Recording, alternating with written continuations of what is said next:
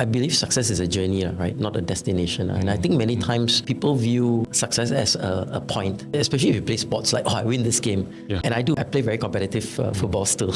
And when you win the game, you feel good. But guess what? Next weekend, you have to win again. You have to win again. It's like, it can become a drug. It can become addictive. And it can become an idol, right? Because if you don't win, then you go down. You become a different person. The definition of success is very fleeting to say. Because if you think about it, at the end of the day, if you follow biblical principles, success is a life that is lived well for the Lord, right? And ultimately, God wants you to glorify Him in your life, in your deeds, and so on and so forth. And what does that mean? The root of success is understanding your purpose. And you see, God puts you in a purpose, just like Moses, right?